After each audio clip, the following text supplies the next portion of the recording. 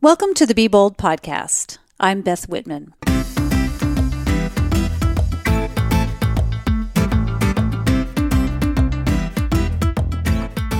Happy holidays, officially, right? Because it's now mid-December.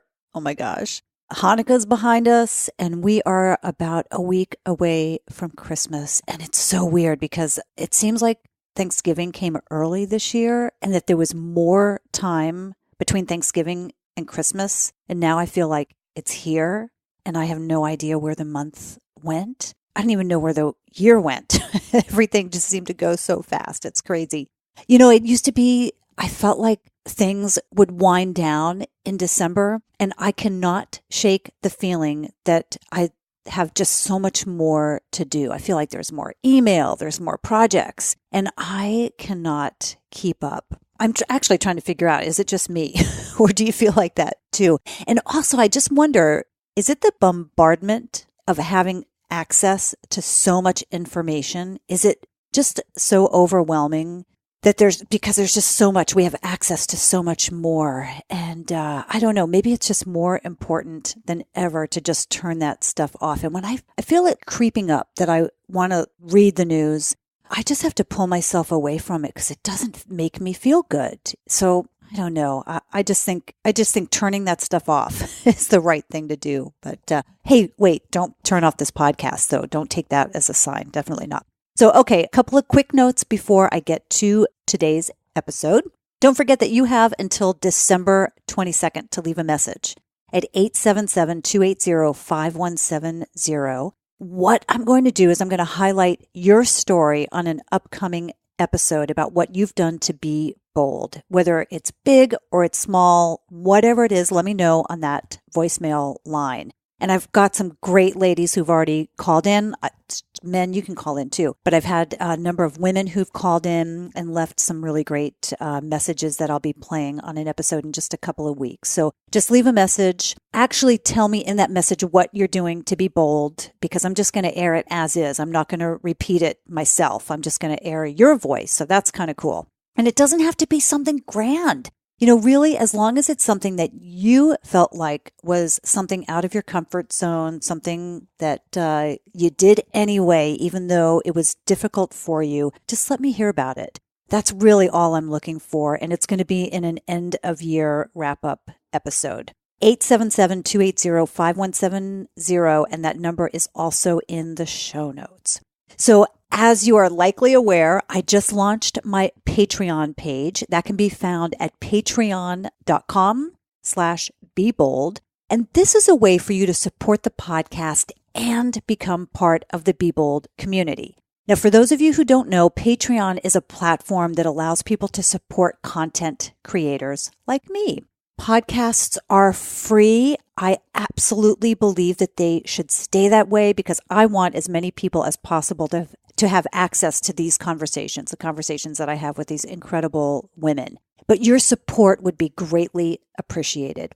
If you'd like to be part of the Patreon community, you can join now for $5. You'll receive a Be Bold bracelet, and that's about a $30 value, or a Be Bold baseball cap. And I mention the bracelet and the value because that's what everyone has opted for at this point, and I've got just a few left. So you might think that a small contribution doesn't matter, but I'm here to tell you that it absolutely does. Small contributions add up.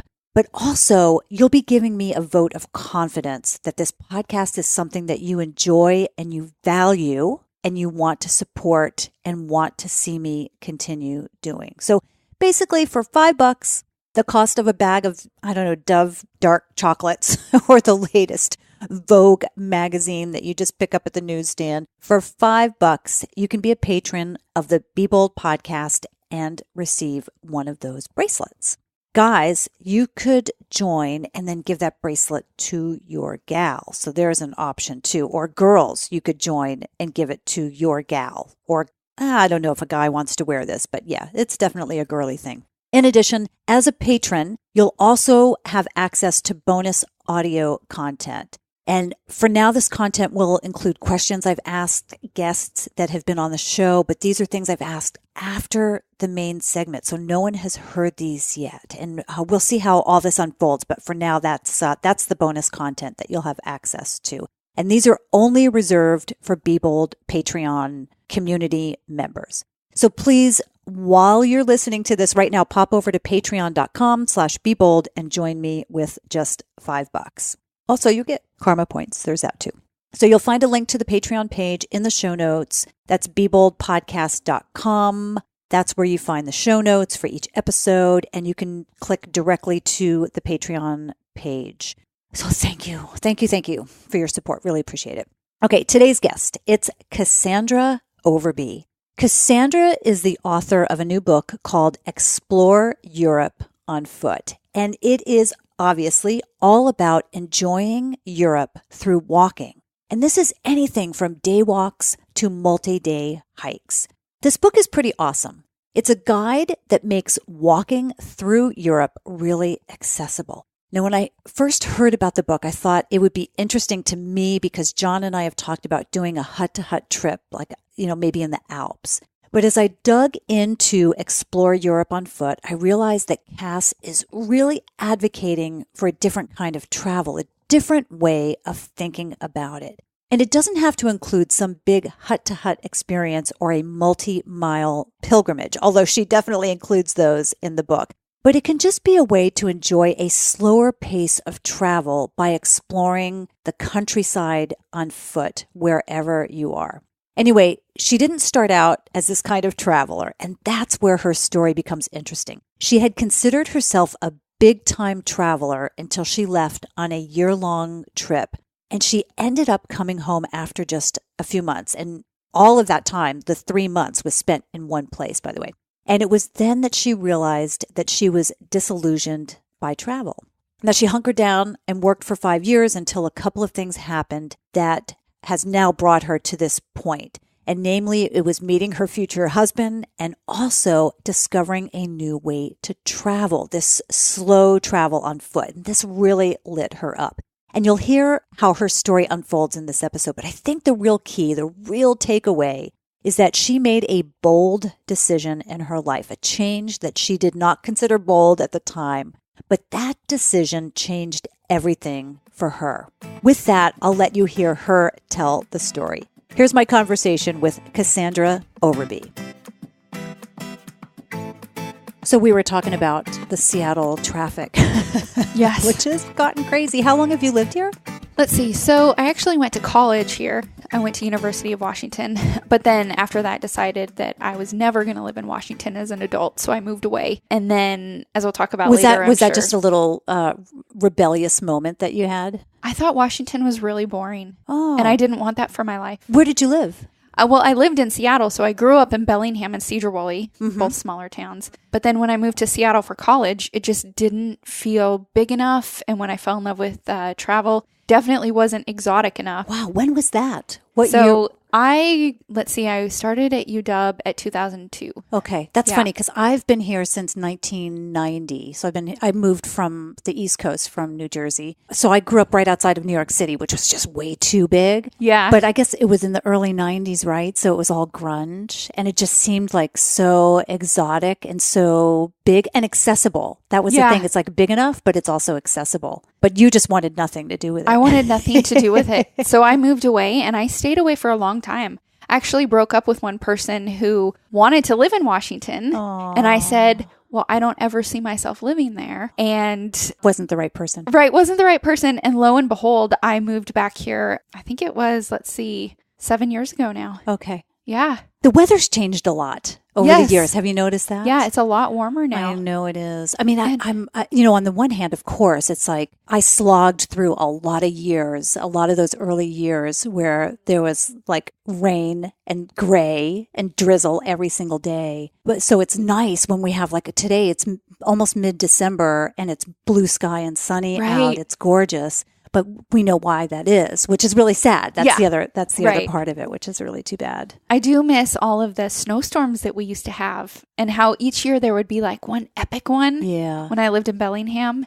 And that was actually pretty fun. We would get like 6 inches of snow and it would just be magical. And we just don't really get that anymore. Is it still happening up in Bellingham though? Because I always thought Bellingham is colder. Yeah. There's kind of the Vancouver Bellingham weather is a little more similar, but it doesn't happen as much. I know Bellingham's fun up there too. Yeah. And also really accessible in terms of the mountains. Right. Like it's great. Yeah. And the water there, I mean, you can ski, you can boat, you can hike, you can do everything. Yeah, that's nice. But it's too small. Yeah, too small. It is way too small. Yeah. I know. The reason that I couldn't stay there was because there wasn't a country bar. And that to me was a criteria. Anywhere I lived had to have a really good country bar. No kidding. Yeah. Huh. Why? Because it's one of my favorite things to do in the whole world. To go like line dancing or something? Not so much line dancing as couples dancing. So doing the schottisch and doing, all of the different partner dances where you go around in the circle. I know nothing about that. Oh, it's my true love. Do you go to the Red Hen? I do.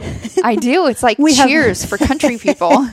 Oh, that's so funny. We have friends who've been trying to get us to go there. We're like, no, it's okay. Oh, that's wonderful. You've got to try it. Okay. Yeah. Okay. See, these podcasts are great for this because it gets like you wouldn't think, of such a silly thing like Beth doesn't want to go dancing at the Red Hen, but I guess I'll have to go. I have to do something a little bit different. Maybe 2019 coming up. Yeah. So let's talk about what you are working on right now. I know you are in the process of promoting your book. So let's talk about the book. Let's give the name of it and just talk about exactly what you're doing. I know you're on a book tour right now, so talk about that as well. Okay, so right now I am promoting my book, Explore Europe on Foot. And it's a full guide for people who want to go on a cultural hiking adventure in Europe and travel in a completely different way than they've done before. The book actually launched in October, so I'm about 2 months into the tour right now. And it's been really exciting because I've been going around to REIs and independent bookstores and travel centers and getting to kind of spread this message that there is a better and more authentic way to travel. And it's been really exciting because most of the places have been packed. Like, it's cool to me that people hear about the idea of hiking in Europe and they're so inspired by it, even without knowing anything more about it, that they want to show up and learn. And so what's the age group of people who are showing up? Interestingly, I thought that the target market for my book was more, I knew it was kind of a spread of everybody, but I would have told you that it was going to be more young people who are doing gap years or young professionals who are taking a little break or wanted to work remotely. It's actually mostly people who are almost retired. I wouldn't even say retired, it's almost retired. Because they are going and getting ideas about what they want to do in their retirement. Oh, interesting. Yeah, so it's actually a lot older of a population coming to the talks than I ever would have anticipated. And are these people, would you say that they're in fairly good shape or all shapes and sizes? All shapes and sizes. They're not letting the idea of going somewhere by foot intimidate them. Maybe it's something to work toward. Right. I think part of it is that it's something to work toward. But I think also I'm really careful that I don't always call it hiking because I don't want people to think that it's just an athletic pursuit. If you go fast, if you speed up all the hills, if you do all that, you actually kind of miss the point, which is to slow down and use the trail as a way to discover a foreign culture. So I try to say walk because there's nothing more intuitive and kind of simpler than just walking. Yeah. Putting one foot in front of the other. So I think people are attracted to that idea. And then also I think they're trying to kind of move beyond where they've been and try to do something cool and new. Well, I think there's a lot of role models out there now. And, maybe just with social media and with the exposure, YouTube and everything else, that maybe we can look to older people maybe we just have more access to them and we can see that being athletic, or just being in better shape is something that an older population is able to do. Right. I don't know if I'm saying that correctly. I don't know if it's coming out smoothly or not, but it just seems like maybe we just have more role models and we realize that, what they always say, every decade or every generation has a saying of like, what is it? Like 50 is the new 70 or whatever. Right. So it's like, it feels like we're getting younger even as we're getting older. So maybe that has something to do with it too, as they're looking for that as a goal into their older years. Most of the people that I meet on trail when I'm hiking in Europe are retired people. And I would say there are Americans? Yes. And now I would say that there are more than anything Europeans out hiking in Europe. Not a lot of Americans, but the Americans that I do meet tend to be older, which is really interesting. And they are really impressive. They're passing me on trail. Don't you hate that? Yes. But it really makes me think. So I actually have a great role model in my life. It's my grandpa. And when he turned 50, he started to feel really old. And so he decided to take up marathon running. And he had never run before he turned 50. Oh, that's funny. And he ended up running 19 marathons. And he did the Seattle to Portland bike ride. Yep. So here's someone who, is totally not traditional or not what you would think of for being 85. Yeah, wow. Someone who's still just kind of strapping and strong. Good for him. Yeah, it's amazing. That is someone to look up to for sure. Especially in the older years. 85 listeners will know, because I talk about this a lot, is that I ran my first marathon at 50 and started running in my late 40s. That's cool. So it's just like and it was one of the reasons was I just wanted to prove to myself and prove to other people that, just because you hit 50, it doesn't mean that you can't continue to be active or you can't be in better shape. You can't continue. Right. There is the option of actually getting healthier as you get older. Yeah. And it's great to hear, the kinds of people that you're coming across there. Yeah. So let's talk about how you came to this kind of a slow travel movement and going places by foot, because your story is really interesting. And I think, anyone remotely interested in travel who has traveled and who has traveled for any length of time, I've got 30 plus years or just about 30 years of travel behind me at this point. So I found your story really interesting and I want to dig into it a little bit. So just talk about how this whole slow movement came along for you. Right. So I have to back up quite a while. So it actually happened, it had its roots in study abroad when I was in college. So before that, when I went to University of Washington, I was an early admit to the business program, and I was convinced that I was going to be a CEO by the time I was 30. I was going to move to New York, and, I wanted to go between London, New York, Shanghai, and different places like that. And I had this one very type A, very corporate life in my mind, and that was exactly who I was going to be. And I ended up working so hard that I kind of burnt myself out, and obviously, I was a young person. In university? Yeah. You feel like you got burnt out? Yeah. Oh, wow. Because I was doing business competitions and I was doing all of these extracurriculars, and I was just doing everything I could to make this future happen. And I was intense about it. I wanted to have a 4.0 grade point going through college and all of that. And so I actually had the chance to study abroad my sophomore year, and I took it. And when I went to study abroad, what I really didn't expect was that it would completely change my life. So I moved to Austria and I was there for 3 months, and I was learning German, and we were taking art history classes, and I was with a group of about 30 people from University of Washington. And I went from that study abroad program to working in Germany and doing a business school exchange. So I worked for IBM. And was that after you graduated? No, this was my sophomore year of college. Oh my God. Yeah. Your sophomore year. Yeah. Wow. So that trip, that experience of studying abroad completely changed everything that I thought that I was or that I wanted. I almost dropped out of college because I did not relate to that person that I had been, that super driven, super type A, go corporate kind of person. And was that because of something that you had witnessed in the Germans or in your colleagues there? It was getting this taste of something that was just so different. And I can't trace it back to like a specific incident when I was studying abroad, but I think it came from never really traveling growing up. And then all of a sudden having this mind-blowing experience where I was going every weekend to a different country and seeing people who were doing things totally differently. And it put all of my goals in a totally different light. And all of a sudden I started to see that there was this fulfillment, there was this excitement, there was something better in life than what I was kind of getting burned out on. And so it completely changed my priorities. So I intended to drop out of college because I didn't really see the point anymore. I wanted to, if I was going to stay in college, change to be an art history major because that seemed like a really neat thing to do.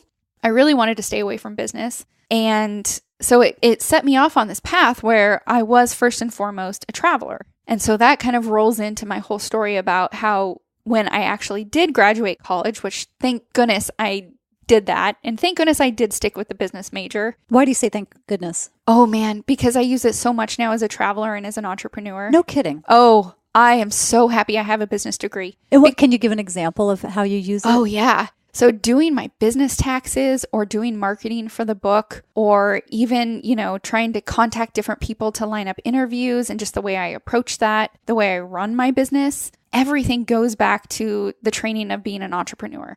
So I had a lot of entrepreneurship training at University of Washington. And so while I totally realized corporate was not for me, entrepreneurship is completely for me, but it's the kind of entrepreneurship that's mixed with travel and that makes sense in my life. Yeah. So just a quick question about that. And I'm sorry to sidetrack you so much because I want to hear that story, but in terms of like a business degree and a business program, I never thought of it as being a jumping off point for entrepreneurship. I always thought of it as more of corporate environment. So did you have a special program that you worked on, or was that just you were in this program, but your mind was just going entrepreneur, like going down an entrepreneur path? I think I was always programmed to do more entrepreneurship because my dad had a small business. And so he worked on the side and he would work out in the garage. And he actually fixed magnetos and different things for race cars. What's a magneto? So it's the thing that sparks the ignition system for a race car. Okay. Yeah, because it doesn't have an ignition system. Uh-huh. And so he used to be a race car driver back in the day and he raced motorcycles as well. And so this was kind of his side hobby once he had kids and it was a little too dangerous to do race cars. And so I just always had that mindset of you can have your own business. And so I used to do business competitions in entrepreneurship. So when I went to University of Washington, I took in all of those business classes, but I always had a mind of, this accounting class, I don't really care about accounting so much, but I can use this to budget. Or, I'm learning how to give a speech. I feel like this is because I need to be a better communicator. And so I brought everything back to entrepreneurship. Good for you. Yeah. Wow. And in the future, everything really did connect. Yeah. So we were talking about your path, your trajectory. Yeah. So when I kind of had this life-changing event, when I decided that I was a traveler before I was anything else, that kind of took over my life. So I ended up, going back to Europe again to work, this time for a company called Chibo, which is basically German Starbucks. And for the next several years, I was either saving up for a trip or I was on a trip. And that was my life. Mm-hmm. I went to Haiti, I went to Northern Africa. In 2010, I was what I thought was my biggest adventure yet, which was a trip around the world. And so I packed my bags, I saved up $18,000 and moved to Guatemala. That was the first stop on my trip. And I volunteered in an orphanage and bounced around to different cities. And it was at that point that I kind of had this breakdown or break up with travel because I was in Guatemala, and traveling had been my life for many years at this point. And all of a sudden I kind of woke up one day and I was really unhappy. How long into that trip? Probably a month and a half. Mm-hmm. So why had you stayed there already for a month and a half? Was that your intention to go spend a big chunk of time there and volunteer? My chunk of time, was to spend at least 3 months there. And then, while I was there, kind of come up with my plan for the rest of this trip around the world. So a month and a half into my 3-month stay, I woke up and I was just pretty unhappy. And I couldn't figure it out. And I tried to fight it because I kept thinking to myself, there are so many people around the world, especially back where I'm from, who are going to work every day in an office job, and they're having very routine lives, and I have escaped that intentionally. And somehow I am unhappy. What year was this? This was in 2010. Okay. Yeah. And so I got so unhappy, actually, that I ended up packing up everything and going home with all but $1,000 still in my bank account. You spent $1,000 for the 6 weeks in Guatemala. For the 3 months that I was there. Right. Oh, for the whole, so you were there for the 3 months. Yeah. And then, so you still had 17 grand. Right. Yeah. So I packed my bags and my 17 grand was still in my bank account. Yeah. And I went home and I felt like a huge failure and a very embarrassing failure and a weird one too. No, why is that? Because I was a traveler. That was me. And, when you save up for a trip around the world and you leave with such fanfare, then all of a sudden to pack your bags a little while later without having gone around the world, you get a lot of questions like, oh, wow, but you were living the dream. So what happened? And, at first I really couldn't explain why I had been so unhappy. Well, what did you tell people? I told them that, it was weird and I didn't understand it, but I felt like I needed to go home. And that was when I actually decided to go back to Washington specifically, because what dawned on me was that actually I was really unhappy with travel. Because there came a point after traveling for several years, and it hit me in Guatemala, that I was going around to look at a lot of things. And I was doing sightseeing, and I did have some really great immersive experiences, like I was volunteering at an orphanage and getting to know local people and stuff like that. But at the end of the day, it felt like my life was worthless because I was just seeing things and I couldn't figure out any purpose anymore in seeing things. But you weren't doing that in Guatemala. Right. I was still going on the occasional weekend to go and sightsee and do that kind of stuff. And I think being a nomad and not having roots partly caught up with me. And then also I just couldn't look at one more thing and try to make meaning as to what I was seeing. That sounds like overdosing on chocolate. Or right. Chocolate cake. Right. Like, I'm done with that. Yeah. Like, 1 piece is good, 6 pieces not so good. Right. So it felt very weird. And so I went home, with all of this money, and I didn't quite know what to do, but I knew that I was going to invest in home because I was done with travel for a while. Well, that was a bold move right there, especially when you describe it as feelings of embarrassment, that you did you packed up your things and you came back. So did you feel like you were being pretty strong then in making that decision? Like, you could have just kept going because you had plenty of money, or you could have spent 9 months in Guatemala or another 3 months in Guatemala just kind of hanging out. Did you feel like what you were doing was kind of bold? Yes and no. I was so embarrassed about it that it was hard to feel like I was making the right choice, even though I knew I was. There were two parts of me. One was the embarrassed and almost like ashamed person who knew that nobody else would really understand and just felt embarrassed. And then the other part of me was saying, especially once I got home and realizing life at home was not easy, saying like, wow, this is actually one of the moments that I can point to in my life that I am very proud of, because I did the harder thing and the embarrassing thing, and it completely was the right choice. And I do look back on that a lot and say, that was one of the best things that I ever did.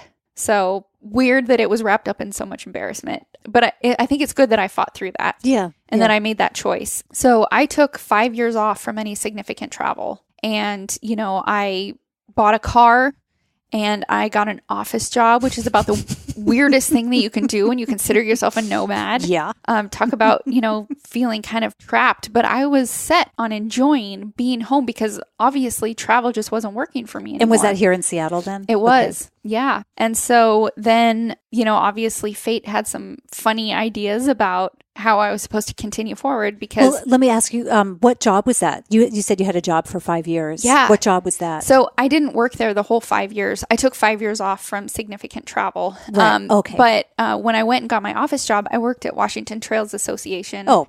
Which is a great office job to have. Talk about amazing people. Yeah. Yeah. The nation's largest statewide hiking organization. So as far as office jobs go, a completely wonderful one. Right. But still an office job. And another amazing jumping off point to what you're doing now. Right. Well, it's funny because you can see in hindsight all of the points that connect and made everything happen. If I hadn't worked that job, I wouldn't have gotten to know Mountaineers Publishing.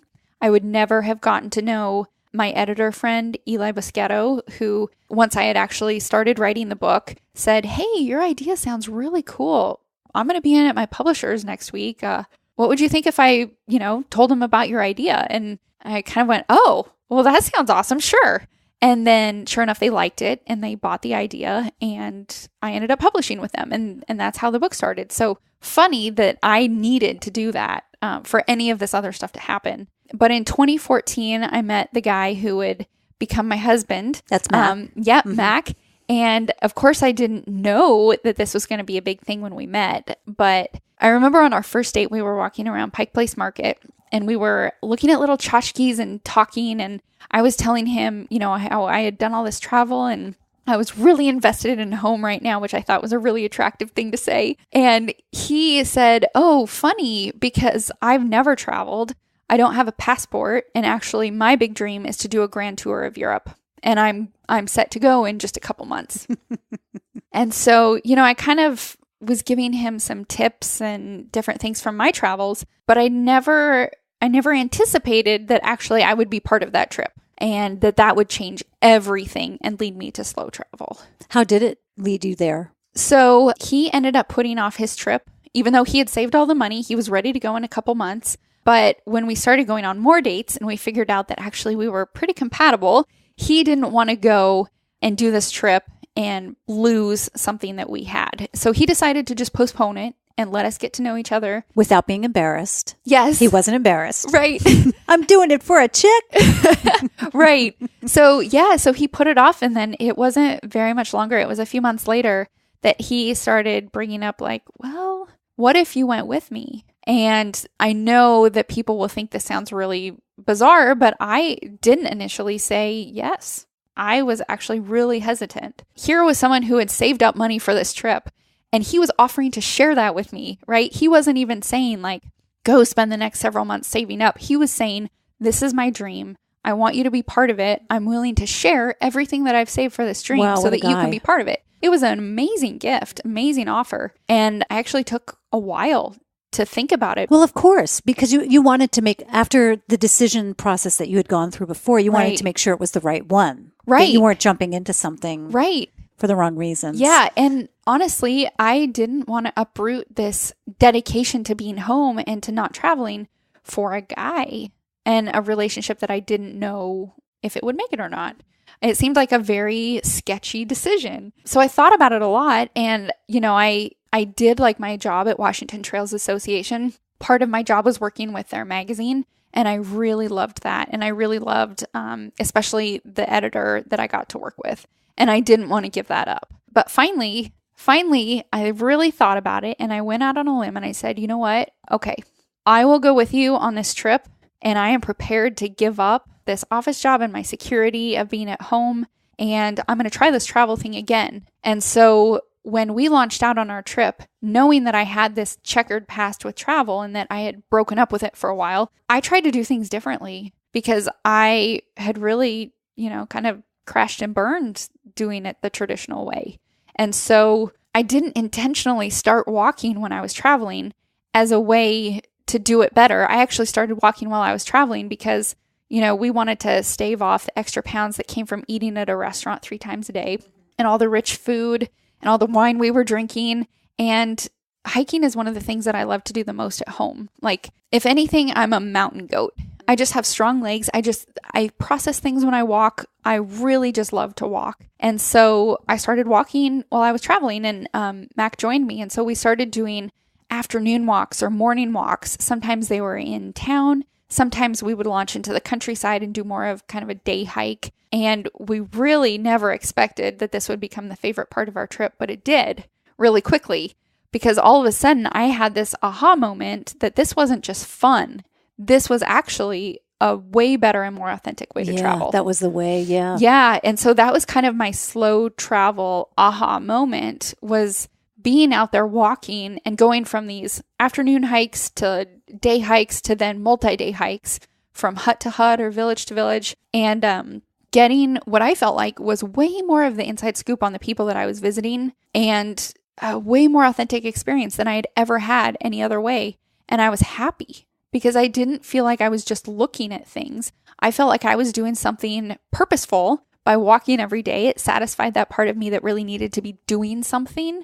Even though it was something that was enjoyable, it was everything that I had looked for and everything that I stumbled into. You wrote about a story, an event that happened on one of your walks in your intro to the book about, I think it's the German gentleman with the horn. Right, the Alpen horn. Yeah, can you describe that? Because I think describe it, and then I want to just add something kind of my perspective to it. Yeah, so I was hiking the Alpine Pass route with Mac, and this was the first significant long hike that we did while we were in Europe. And the Alpine Pass route in Switzerland crosses Switzerland from east to west, and it goes through the Alps.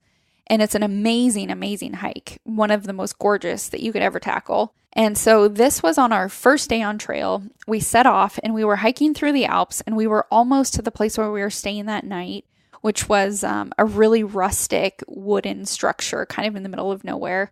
And when we were getting close, because we were kind of looking at the mileage thinking like, okay, it's getting later in the day. We knew we were getting close. And all of a sudden we came upon this older gentleman and his wife and their granddaughter just walking on the trail. And the man was dressed in lederhosen. The woman was in a dirndl. The little girl was adorable.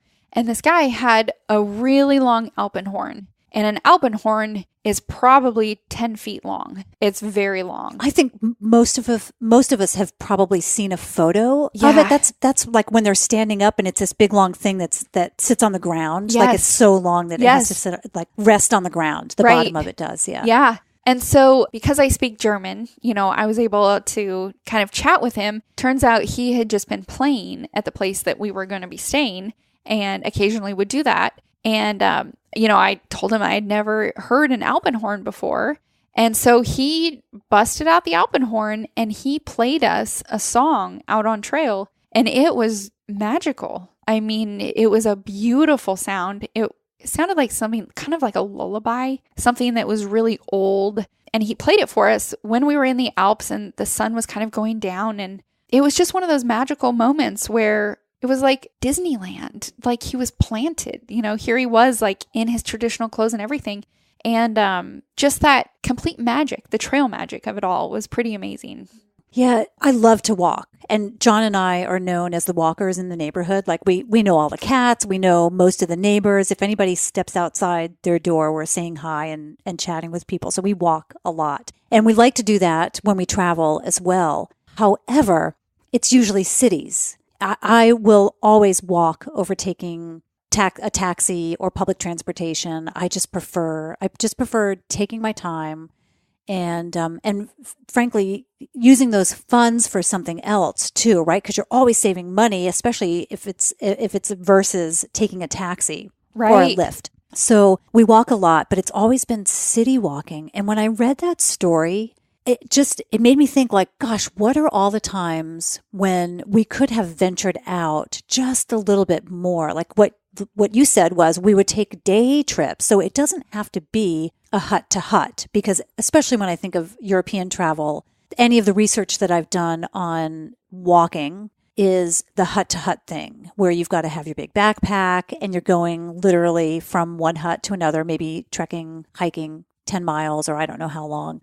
But even though you were doing hut to hut in that particular example, it reminded me that if we just get out a little bit and try something different, that we might have experiences like that. Like you said, it's the trail magic. And for me, it's travel magic, because things happen. If you just kind of follow your instinct, you follow your gut and you go down a different path than you normally would, somebody's going to be there and there's going to be some amazing thing that happens. But if you've got your nose open to the guidebook and you're, staying in the same hotel where everybody else is or going to the same coffee shop that everybody else is, then there's no room for magic. Right. And one of the reasons there's more trail magic, or I would say one of the reasons there's more travel magic when you're on trail, is because you're a lot more accessible to local people and you're not one of a big crowd, right? So with just a backpack and a map, people are much more likely to take you into the fold, and they will stand and chat with you, and they will invite you to dinner and those things. Well, probably you're an oddity too. Right. Because there's so few. Right. So few of you out there. Yeah. And one of the things that, actually one of the chapters in my book that I like the most is one that talks about making your walk a cultural experience, because I'm always worried about people thinking that this is just an athletic endeavor because, it's not at all. It's about the travel. And so I talk about how you have the best chance of travel magic and trail magic if you prepare a little bit in advance. So an example is knowing enough of the foreign language to be able to say hi to, the man in the lederhosen with the alpenhorn in his language and strike up a conversation. Or it happens to the person who knows enough about current events, even just a little bit, to be able to strike up a conversation with the Irishman in the pub. And then all of a sudden you're being invited to join him and his friends, and, you get to go to their house potentially. And so it happens to the person who has a little bit of preparation, and that's really not hard to do. Or Google Translate. Yes. Yes. We were just in Ecuador, in Quito, literally, I think just a few weeks ago. And on the way to the airport for one of our flights, I think it was just a taxi that we had. Our taxi driver pulled up it wasn't even Google Translate. It was some other kind of translation program that he had on his phone. And he was speaking to us, like translating his Spanish. It was awful. We had no idea what he was saying because the translation was so bad on it. So we were just cracking up. We're like, we don't even know how to answer. But it was just one of those things where technology does make it a lot easier now to communicate with people. Right. Even though I encourage putting the technology down and not having your face in that, having an actual paper map, right. As you said, makes it so much more interesting. Yeah. And I'd like to go back to talking about hut-to-hut hiking real quick. I don't think you've found the right huts because I actually don't like to do hut-to-hut hiking when I have to carry my big backpack and when I have to have a sleeping bag and all of that. And there are certain places where you will find that. Like that's very common in Iceland, in Sweden, and some of the mountainous regions. But if you plan it right, there are actually tons of hut-to-hut hikes where those huts will have beds with linens and they'll have people there to cook you breakfast and dinner. And you have basically the village-to-village experience, except you're just staying in a mountain hut. Right. But everything is provided for you. And you've got just a smaller backpack. You still have a backpack with your essentials. Right. Change of clothes? Yes, Okay. but you actually don't even have to have that if you don't want to. Most of the trails in Europe offer luggage transfer. So they will take your stuff, not necessarily with the high alpine routes, but especially on the village-to-village routes, they'll transport your luggage from guest house to guest house, sometimes for as little as $5. That's crazy. That means that you don't have to pack your toothbrush or, Right. any of those kinds of things on trail. So you get to walk with just a day pack with maybe a rain jacket just in case and some snacks and water. And so, sometimes I do that and it's lovely. Did you figure all this out on that first trip with Mac? No. So kind of, yes. It wasn't that first Alpine Pass route trip, but it was when we started walking more and more. And, we went to walk in Turkey. On that same trip? So our what was going to be a 5-month grand tour of Europe blossomed into a 9-month trip around the world. And so we just started walking more and more. And that's how I started learning about all of these things. And, I tried to read about how to travel this way, but nobody had written about it. Like nobody had written the travel Bible to it. And so I learned a lot of things the hard way. And I have a lot of, kind of funny or embarrassing backstories that come with learning those lessons. But that was also eventually why I decided to write this book, because nobody had really written No one had addressed that Bible. that. Right. Yeah. So on that 26 country trip, so first of all, it started out as 5 months and it turned into 9 months. Right. So at what point was it that you said, okay, yeah, we're just going to keep going? Was it like after the first month or was it 5 months in? It was about 3 months in, and we got very lucky because, we both went to our employers before we left and we said, hey, this is something that we really feel that we have to do. We have to quit and go and pursue this. Everybody around us, especially our families, especially our grandmas, were like, what are you doing? You're giving up health insurance and, retirement account, and you're never going to be in your career again. And, but we just kind of went out on a limb and said, no, we have to quit and we have to go do this. And, both of our employers actually said, well, what if you worked part-time, like just very part-time? And so my husband was a consultant at the time for e-commerce, and his client that he had been with for a couple years ended up going gangbusters. And they just did really, really well because he, had been sowing seeds for them for a couple years and they just really started to pay off. So about 3 months in. That wasn't Amazon, was it? No, it wasn't. Just kidding. He consulted to help people get on Amazon, but he didn't work for Amazon. Got it. But his client was doing so well that all of a sudden we were making great money while traveling. And so when we hadn't really touched any of our savings that we brought for our trip, it was at that point that we were kind of like, oh, wow, well, we don't have to go home. We need to keep this party going. You are like the golden traveler. I'm traveling with you because between your 3 months in Guatemala, spending $1,000, coming home with 17,000, and then this trip, it's like, wow, that's a traveler's dream to like always have money in the bank. That's great. So my husband likes to joke that it's a really good thing that he brought me on his grand tour of Europe, because he would have blown all of his money in the first 2 weeks in a bar in Ireland. Yeah. And I am very budget focused and I'm very frugal, and I do always walk instead of taking taxis and things like that. And so it was definitely due to my frugal nature that we got to really stretch every dollar. Yeah, that's great. So after a few months, you decided that you could keep going. And then, right. And so your family thought you were crazy. Like, what are you kidding? Yeah. You came back early from the last trip and now you're extending. Right. Yeah. So at this point, I was keeping a travel blog and keeping in touch with everybody, and we were having a great time, and, we didn't want to go home. And so we figured, well, we're not going to go home. And so we just kept going and kept doing more of these trips and, hiking in Turkey and doing all of these really incredible things. And then it's kind of funny because we like to say that my husband's job was the reason that we got to travel. And then it ended up being the reason that we eventually came home, because eventually they said, well, you've been gone a long time. So it's either you come back or this just isn't going to work anymore. That's probably not the worst thing. Right? No.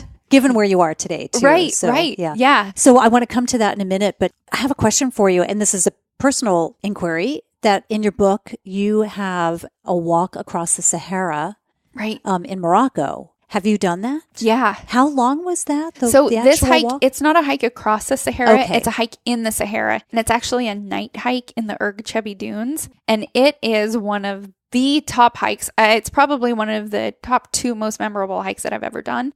And I love it. How long was it? So it's at night. Yeah. It's one night. But it requires several days to actually get out there. So you're actually walking overnight.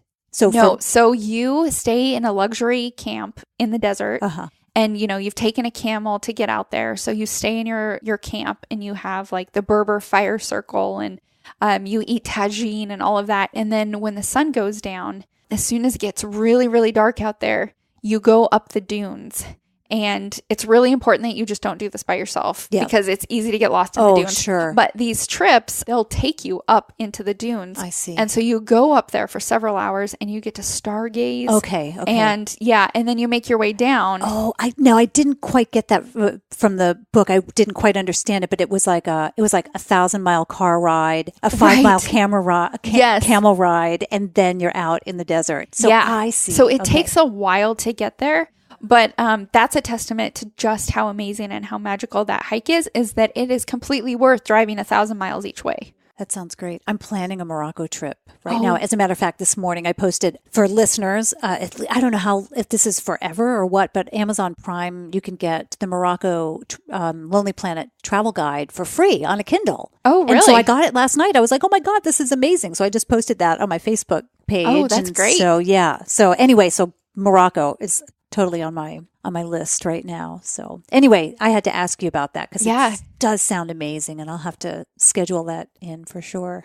Well, it's funny because I talk about Morocco and Turkey at my book talks, and I always have to stop when I get to, my slide that shows the luxury camps in the desert and stuff and say, I know what you're going to say. This does not look like Europe, and it's not. But, those countries are so accessible with cheap and short hopper flights, and they have such incredible exotic experiences that you can add to a European trip. So for the purposes of my book, even though it's Explore Europe on foot, it's actually Explore Europe and a little bit of Turkey and a little bit of Morocco on foot. Yeah.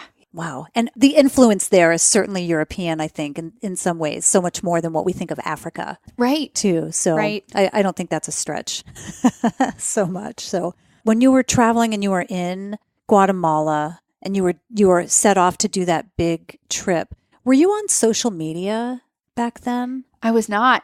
Okay. I kept a travel blog, but that was the extent. I think I did have an early Facebook account when I was in college, but that was before, and obviously Guatemala came after college, but that was at the point where people weren't posting photos all the time. So I didn't post things to social media. Yeah, I didn't know if maybe that was part of what influenced you or was part of the pressure, the external pressure where the embarrassment came from. Because I know when we put stuff out on social media and then it changes, it's like, oh man, I just announced to the world that I'm doing X and now I've got to back off from that. But that wasn't the case. It wasn't a big worldwide announcement on social media that you were doing this? It was just friends and family. Yeah. Probably. Right. Yeah. Interesting. Yeah. And more people had started reading my blog. And so I think it was embarrassing because it was more public because I was writing about it. So I didn't feel like it was just the 5-minute phone call every couple weeks with my family or something.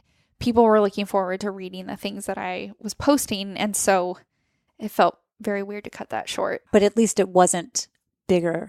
I mean, it was a blog, but it wasn't, not to take anything away from that. But I just know, and I just think about the effect that social media is having on us these days. And especially, because my world is so much wrapped up in travel and just all the things that happen within social media. I know there are a lot of people, a lot of women in particular, who are getting a lot of flack for putting glamour shots online in front of the Taj Mahal or, whatever, in front of these iconic places. And it's not practical for the average person, so suddenly there are models, quote unquote models out there, doing all this travel, and so many people don't feel like it's attainable for them. So that's that kind of that whole thing, looking at a magazine cover, a Vogue magazine cover, and having our own shame about that because I don't look like that, Right. So anyway, I'm just trying to wrap my head around travel, how social media affects it, and kind of the future of travel and how we perceive it and how we experience it, because it's such a different experience now. So do you think that it's possible, social media either aside or as part of that problem, do you think that it's possible to, even for you to go back to that kind of travel that you had early on and somehow combine your quote unquote sightseeing, what you said earlier, kind of that sightseeing and a little bit of walking? Or do you really feel like, for me, Cass, this is how I have to do it? So I have combined, and on our trip, we would do walking and then we would go and see some cool things. And so we did combine. And, I like to tell people you don't have to exclusively walk when you travel to get the benefits of exploring on foot. If you have a trip already planned and it's 2 weeks, if you could make time for even a day hike, I guarantee it will be the highlight of your trip. But you don't have to do it every day. And for me now, I do sometimes like to go and see things. I really do like going to museums and learning. I don't like to just go to a museum and look at things. I always take a guided tour, and I love walking tours that are guided because I like to hear the stories. So I definitely still see things, but for me, this is almost exclusively now how I travel because I love walking so much, and I really do feel like I get the best experience. And so, I'm going to Europe in May, and part of it's going to be a family trip with my husband, and we have a 7-month-old right now. And so we're going to do some hiking in Austria, but we really love Paris. So we're going to fly into Paris and spend a couple days there, just meandering, and then go and do some more walks in some of the small towns of Austria. But so we will see things, but I can think of nothing better to do than going to those places and walking. Mm-hmm. And is Mac totally on board with that too? Has he totally fallen for that and he loves that kind of travel? Yes. Yes and no. So it's funny because I'm definitely the one who loves to walk more.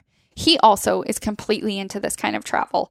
But we have had some really funny moments on trail where it's like, so one of the things that we did is when we travel together, we split up where we go. And so when it's your turn, you're responsible for that place, for doing all of the logistics, for arranging everything, for being the tour guide for the other person. So basically you are the one in charge. Wow. What a great way to split that up. It's amazing. Yeah. Yeah. And so the Swiss Alpine Pass route was my job. I was the tour guide there.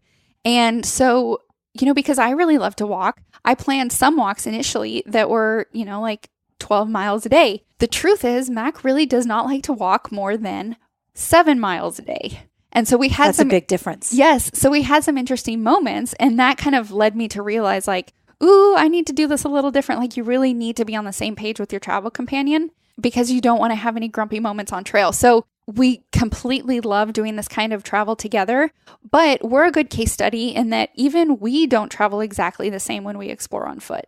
And so now I just know we need to talk about everything and have really good expectations. And if I tell him in advance, hey, today is a 10-mile day, And then he can wrap his brain around that. And then he's not unhappy 7 miles in. Yeah. But if I forget to mention, oh, this is a little bit longer today. And then all of a sudden we're walking and we've hit 7 miles and he's like, how many more to go? And I'm like, 3. And then it's grumpy pants. And then he'll say, surprise to you, tomorrow we're doing 2. Yeah. He'll get you back. So it's been a really good way to discover that, yeah, you need to make sure you're on the same page with your travel companions. You have to make sure that they are really into it too. I know I hear when I go out to talks, a lot of the men will say, well, I'm so about this idea of hiking as a form of travel, but I don't know about my wife. I don't think that she'll really be into this. And then my response is either, well, you either need to get her full buy-in if you want her to go with you, and choose a trail that she's also excited about and that doesn't, put her beyond her limits, or you need to really find someone else to travel with, because that's the way to do it happily. I know you use that as an example, but is it generally men who are more excited about it than women, would you say? Interestingly, it's the men who seem excited about doing the bucket list trails that have a lot of elevation gain, or that are such as like Tour du Mont Blanc, which goes through France and Italy and Switzerland. And it has lots of high alpine passes. It is a trail for those who love mountains because you feel like you're always climbing. And how many days is that? Do you know offhand? So I cover a 4-day section in my book because I cut a lot of these longer trails down into their most iconic sections that people would have time to do on a typical European vacation. Right. So it's usually more like around 15 days, but I have a 4-day section. And it's a gorgeous trail. So interestingly enough, men seem a little more drawn to the hiking or the more difficult trails, but women are more often at my talks than men. And they're more interested in all of the cultural exploring. Does that mean day trips, or what do you mean by cultural? Not just day trips, like the Alsace wine route through France. And so, is that really cultural, or is that the drinking tour? Very cultural, because Alsace has gone back and forth between France and Germany over the years. And so you get kind of this double culture in this one spot. And so women seem to be much more interested in getting to know locals and in really being in some of these places where you're learning photography, or you're learning about the culture, or you're learning more intentionally about the history, and not making it so much about the walking. Yeah, which is really interesting. That is interesting. So how will it be? Now you have is it a daughter or a son that you have? It's a daughter. 7-month-old, a daughter. Yeah. What's her name? June. June. Oh, that's beautiful. Was she born in June? No, she was born in April. Okay. I know everybody asks that. Couldn't do the math quick enough. But so when you travel next year, she will be a year old? Yeah, just she'll about be a year. Old. And do you have a book planned? I do. Okay, good. So Walking with June. That would be a good title. Just saying. I know. Walking with June. So it'll be more along the lines of walking internationally with kids and how to do that. So a family-based guide. Yep. Because there's some information in my book on, okay, you want to explore Europe on foot, you want to bring your kids, here are some tips on how to do it well. But this is going to be a full-fledged guide. Much more in-depth and practical. Yeah, and cover trails that are really good for families. Because in Explore Europe on Foot, there are 15 medium-distance trails and 7 day hikes that I give as suggestions, in addition to teaching people how to find all of the other trails in Europe. And so in this other book, it'll talk more about trails that are specifically good for families. Do you anticipate how that will be with her? Like, is she a good baby in terms of sleep and flying and that sort of thing, travel? Or she's been a good sport so far. She is not a great sleeper. I mean, at 7 months old right now, she's waking up 3 times a night, which... Oh, it's amazing that you're here and also doing a book tour. Right. If you're not sleeping. Yeah. So I'm a little nervous about some of the big things, like especially the time change, right? Because they say that babies can adjust an hour a day.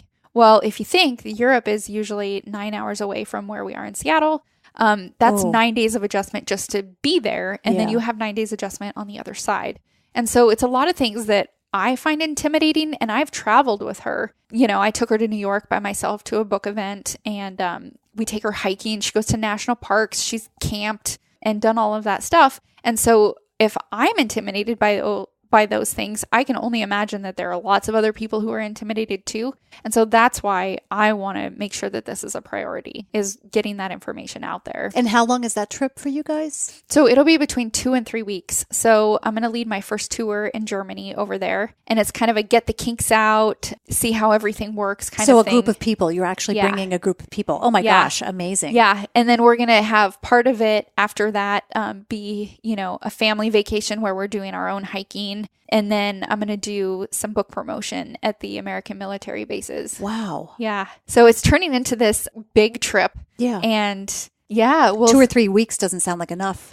Right. So it'll be at minimum 2 weeks just for the tour and our family trip. Yeah. And then plus promotion on top of that. So why the Army bases there, the military because bases? it's the perfect market, because those people are there for a limited amount of time, right? Sometimes they're there for 2 or 4 years. They want to get out and see everything. They're relatively active, and they don't have that hurdle of buying an international plane ticket.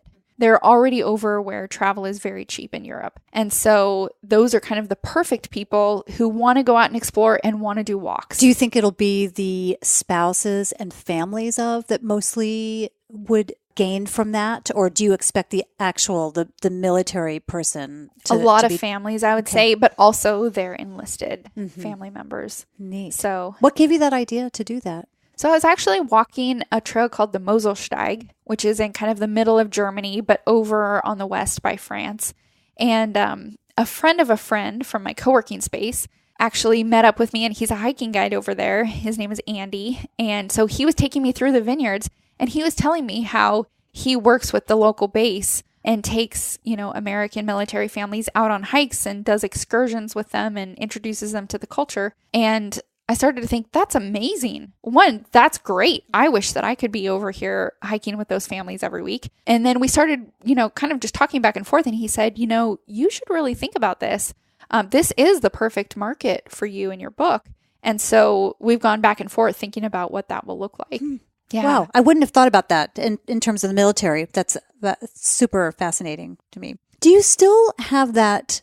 How old are you now? Can I ask? I had to think about it. That's okay. I always have to also. I'm 35. Oh, you are? Okay, yeah. Great. I thought you were younger. So that's... I look younger. I know Thank you do. Absolutely. It's all that walking and fresh air. So you at one time had wanted to be a CEO before you were 30. Did you succeed? I know your life took a different trajectory, but did you succeed? So technically I failed by 2 years. I think I established my LLC when I was 32. No, I was 31. I failed by 1 year. Ah, okay. Yeah. Failed. Oh, I don't even want to use that. I was behind by 1 year. Yes, you were. Yeah. I miscalculated by 1 year. Yeah, exactly. Yeah. So you consider yourself a CEO now of your own company. Yes. Does it go beyond the books? It does. What's the vision that you have? And what else are you working on? And then what's the vision for your work? So my brand is Explore on Foot. And so, my book is Explore Europe on Foot, but I'd like to do all sorts of other places. So explore Southeast Asia on foot, explore South America on foot. I'd like to dive into individual countries as well, like explore Germany on foot, do the book about walking with kids. But then I really see stuff going beyond that. So I'm a magazine writer by trade. This is actually the first book that I've worked with a publisher on. So I really like to publish about exploring the world on foot as well in magazines. So there's kind of that written aspect of the business. So just creating the content. Right, creating the content. Getting that out. Right. And then in the future, I really see myself, doing more tours like what I'm launching next year. But then also I'd really love to do products because I hack a lot of my travel gear. And so I'm always like sewing things on or taking things off or sketching ideas for a new like convertible piece of clothing. And I love thinking about that stuff. And so eventually I'd like to be able to make some of those things available to other people. I have so many questions about that. The first I want to know about is what do you hack? Can you divulge your secrets? Sure. About some gear that you've hacked? Yeah. So when Mac and I did our grand tour of Europe, I could not find a really good lightweight iPad case that met my needs for travel because I wanted something that was extremely lightweight, but that would also protect the screen. And because I was using that to work really part-time. So I was still editing for the magazine that I worked for when I was traveling. And so I had to work, and I worked on my iPad with my little tiny collapsible keyboard. And so I needed something to protect this workstation. So I went out and, I found actually a reusable grocery bag because they're made of like a cloth? Yeah, cloth one? But they're the ones that have some sort of coating on them. And so they slip and slide really easily when you put things in them. So I ended up making my own iPad case out of that, and it worked really well. But then when it comes to like my backpacks, like I did a research trip last year and I was testing out a travel backpack that was a convertible bag. But what I need when I travel a lot of times is a convertible bag, meaning? So it had things that would zip off and zip on to change kind of its form. And so you could use it as a duffel bag. You could use it as a backpack. Can you say the brand? Tom Bin. Oh, it was Tom Bin. Yeah, oh, great. yeah. A Seattle company. Right. Oh, good. Yeah. Yeah, I would love to give them a shout out. Right. Yeah. Even though I know you're going to talk about a hack for it, but but still they're a great company. They make great bags, really high quality. And so I, my needs are just a little bit different than average people because I have all of these gadgets on me now when I hike, especially in Europe, because I'm making GPX tracks to be able to share those with people through my route guides that I write. So I should talk about that for just a second. Yeah. There were 3 trails that I wrote about in Explore Europe on Foot that were really amazing trails that I had stumbled on, like one I stumbled on kind of on a German website. There was only information in German and it was very contradictory. And so I went and I scouted that trail, or I didn't intend to scout it. I just wanted to walk it. But I ended up falling in love with it. And then, I wanted to include it in the book, and I needed to make sure that every hike in the book was replicable by people, and it needed to have good information. So, and there was another trail in France that I really wanted to do it because of the views. It was part of the GR34 going to Mont Saint-Michel. And I could only find an old newspaper clipping from like 1990 from somewhere in the UK. And so it turns out like that information was so bare bones that the trail that I hiked was basically nothing like it described. And instead of 11-mile daily stages, I walked one day 25 miles. Oh my gosh. And so these trails were so great, but they needed to be written about, in a more detailed fashion if I was going to include them. And so I ended up writing a route guide for each of those 3 trails. King Ludwig's Way in Bavaria, that GR34 from Saint-Malo to Mont Saint-Michel, and then the Alsace wine route through France. And so as part of that, it's walking directions and a little more guide, on how to plan your trip there. But I also include GPX tracks so that people can download an app on their smartphones, or they can walk with, a dedicated GPS device and make sure that they're always on trail. And I tag things like toilets and towns and grocery stores and, interesting points, that are great panoramas. If you were to just turn around, you would see something amazing. And so I make those available with the route guides. So when I'm hiking, I have more tech gadgets than I normally like to hike with. And what are those tech gadgets? So, I have my smartphone that has my audio recorder. So I'm making audio notes as I hike. It has the GPS app that I use because I've hiked with a dedicated GPS, but I really don't like that as much as just having an app. What's the GPS app you use? Gaia. Okay. Yeah. GAIA. And then I usually, sometimes I've had standalone voice recorders. I have my nice camera that I take photos with. And so, I was hiking with a Tom Bin bag that was really great. It's called the Hero's Journey. And I needed to put quite a few more things on the waistband. And so I ended up sewing on some special holsters and different pockets and stuff to make everything really accessible. And one of the coolest parts of this whole thing is that actually it was several months later, it might have been almost a year after that research trip, I went and I got to write an article about Tom Bin, the designer himself. Yeah. And I got to meet him. Oh, good. And I shared my hacks for the bag. And he was so nice. He actually took me into the back of the place there, and he still sews. I mean, he can do everything that his workers do. And he put my bag on his industrial sewing machine, and he made my hacks permanent for me. Oh my gosh, how great. Which was so nice. That is great. Yeah, they have a manufacturing facility here in the Seattle area. I know. Yeah. So I'm always like sewing on pockets like that, or, designing like clothes where the sleeves come off and things like that. And so I just have so much fun thinking about all of those things. That is great. I don't sew, right? So I don't, and I have to admit, I'm not super creative. Like I have a really hard time visualizing something.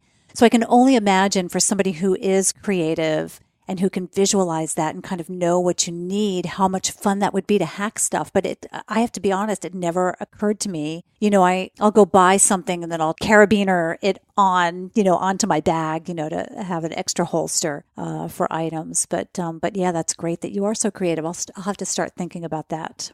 More when I use man. it. Yeah. Once you get on that train of thought, it is just so much fun. Are there fun. websites for that? For kind of hacking your gear? Yeah. Especially for trying to hack like backpacks and things like that, where you can learn how to sew on pockets and different things. Yeah. Do you know of any websites off the top of your head? No, there's not one that I go to in particular. If I need help with something, I'll kind of just Google like, how do I do this? Got it. Yeah. I know there's a whole website that's dedicated to IKEA hacks. I don't know if you've ever been on that, but if you go to that website, they do the most amazing things with IKEA pieces. And you're like, that's from IKEA? And it's all this craziness. So I was imagining something like that where somebody's just dedicating their time. See, there's another business for you. I know. There it is.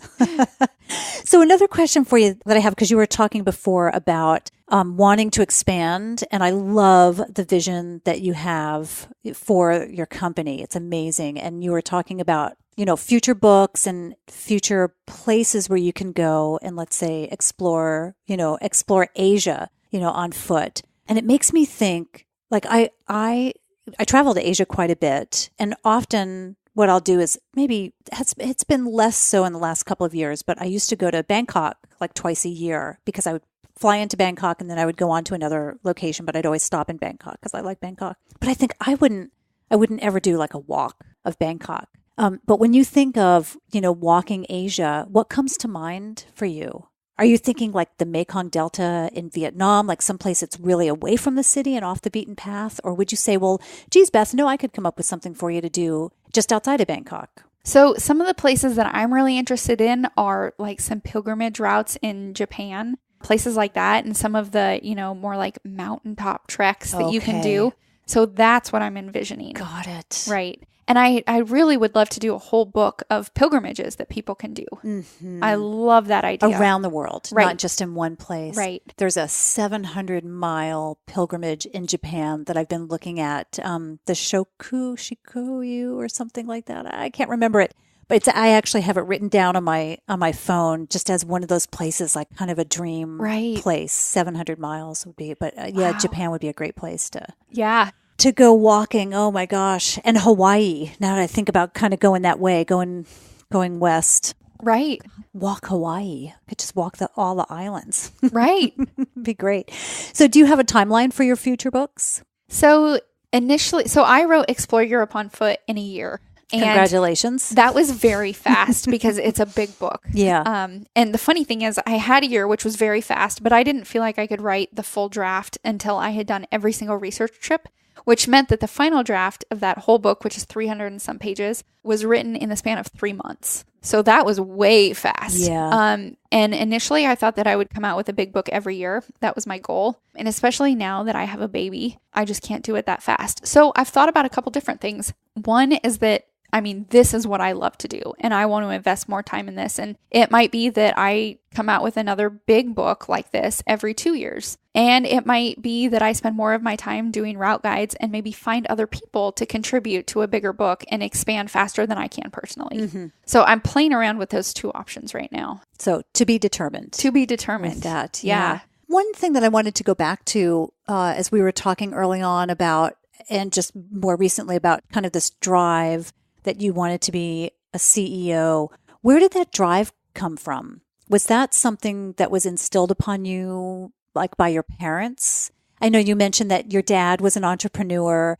Did you see something there where you said, yeah, like I do not want to be beholden to, going into an office every day, so I'm going to be my own boss? Or where did that come from? So it's kind of funny, but my family was very blue collar, so it came in no part from my family. But I always really loved Danielle Steele books when I was young, and a lot of them are about corporate magnates. And so somehow when I was like a young high schooler, I got it in my brain that this was the most exotic and cool life that you could have. No way. Yeah. And I'm named after someone actually from a romance novel.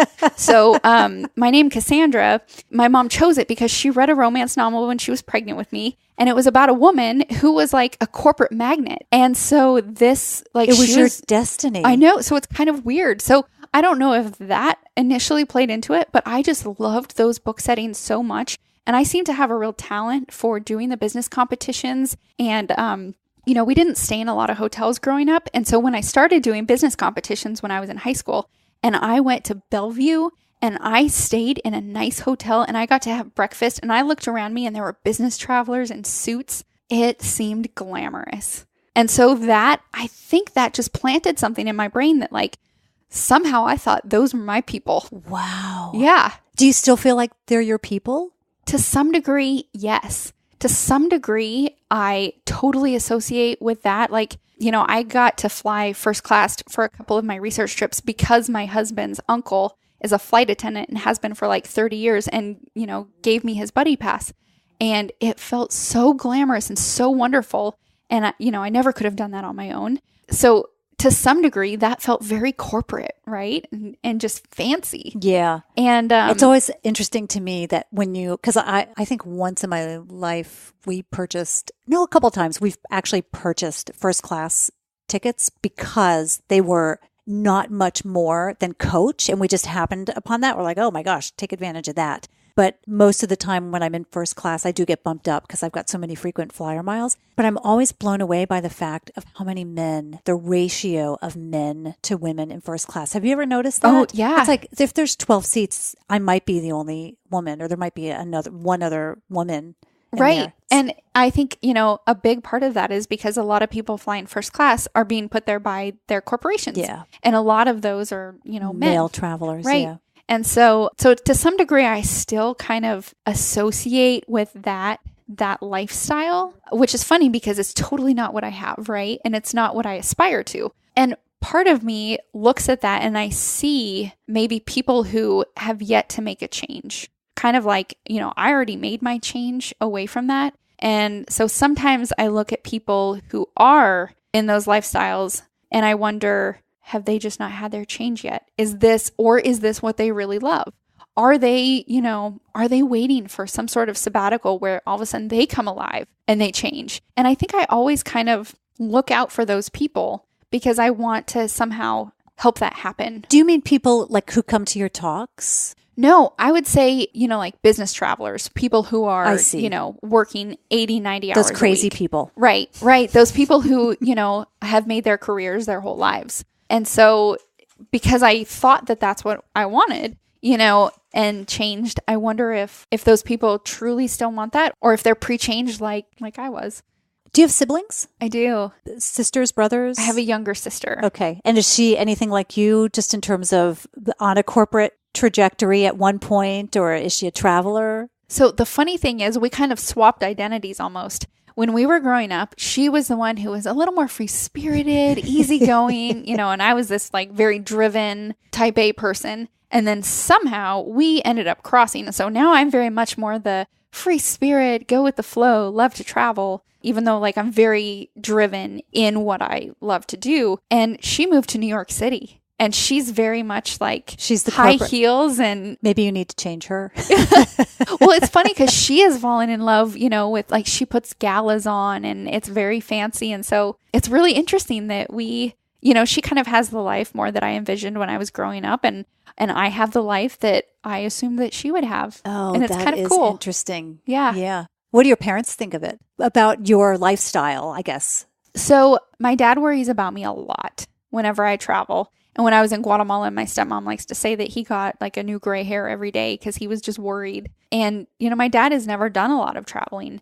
And so I think this is very foreign to him. He's never been to Europe. I would love to take him and show him because I think he would love the World War II history and all of that. And my mom is kind of a gypsy. And so she never really had that opportunity growing up. And, as an adult, she was a single parent for a long time. And so now she gets to travel more, but it's kind of something that's come later in life. And so I know that sometimes she likes to live vicariously through us because, especially with my career now, I get to go a lot of places that that she would love to go. Has she traveled with you before? Yes. Oh, she has. Good. Yeah. Where's she been? So we've done parts of Europe together. She took me over to study abroad when I moved over to Austria. But then recently she went with me on one of my research trips. She did Iceland's Laugavegur trek with me. Oh my gosh. And it was really cool. Yeah. Oh, good for her. She's very active. She likes to walk. How old is she? She is 59. Oh, she's young. Good for her. Yeah, that's great. Well, good for you guys. I know that you have that opportunity to travel together. Yeah. That's really neat. Anything that we didn't cover that you would like to bring up today? And what I'll do is I'll make sure that I link to the various things that you're working on in the show notes so people can find that. But is there anything that you feel like we didn't cover that you would love to just chat about or... Well, yeah, there is one thing. I know that people get excited when they hear about exploring Europe on foot. They like the concept, but there are kind of 3 concerns that I hear a lot, especially from women when it comes to doing that kind of travel. And I think it's really important to talk about those things so that people feel less intimidated, because it's really not an intimidating thing. So the first common concern that I hear is, well, but I'm not a super athlete. And the truth is, you don't have to be a super athlete to explore Europe on foot, because it's kind of what we talked about earlier. If you do this quickly, or if you, embark on this athletic adventure, it's not really the point. The point is to slow down and enjoy everything. So I encourage people to choose trails that are, sometimes only 5 miles each day so that they can really enjoy everything along the route. And there are trails for people who want to bring a stroller with them. There are trails for people who have someone in a wheelchair. Wow. Trails are so accessible. So I don't want people thinking, oh, I need to, climb a mountain in the Alps to do hut-to-hut hiking or whatever. It doesn't have to be that. And you don't have to be a super athlete. Right. Or I have a disability or fill in the blank. I can't do it for this reason. Right. There are a lot of options out there. And then the second concern that I hear from people is, well, but I'm not super outdoorsy. So I don't know if I would like that trip. And the truth is that in Europe, you don't have to be super outdoorsy to explore on foot. And it's because Europe has accommodations en route, so you can sleep in a real bed. There are restaurants and cafes on trail so that you don't have to pack a lunch all the time. And there are plenty of opportunities to pop into museums or to listen to live music. And, with luggage transport, you can pack heavy. Mm-hmm. I mean, you can have the comforts of home. Right. Mm-hmm. You really can. So you don't have to be super outdoorsy to explore on foot. And then the third thing, people say, well, but I've never done this travel before, so I don't really know about trying something new. What I always like to tell people is you don't have to launch into a 3-month trip or a 2-month trip. Even a day hike will give you a taste of what this is like. And if you like it with a day hike, which I am convinced, that it will get you, and it will get you like it's gotten me and everybody I know who's done it, then you can expand. Then you can do more. But don't feel like you have to do a huge thing all at once.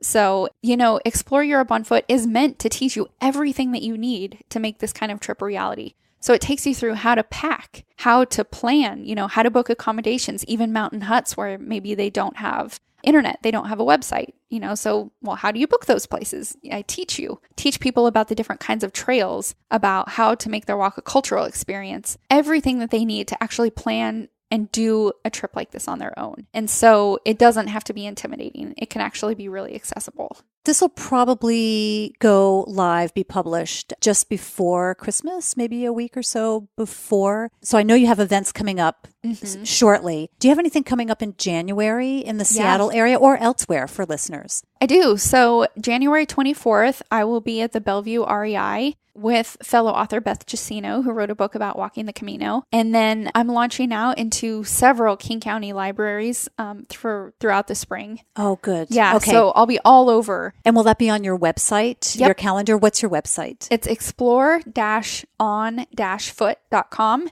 And then if you go to explore-on-foot.com/events, that's where you'll find all the places where I'm speaking. Awesome. And I will link to those in the show notes. Are you on social media? I am. Where can people find you? So they can find me on Facebook primarily at Explore on Foot. No dashes in that, just Explore on Foot. And then Instagram as well. Same thing. And then one last question that I like to wrap up these episodes with is, because it's the Be Bold podcast, what does it mean to you to be bold?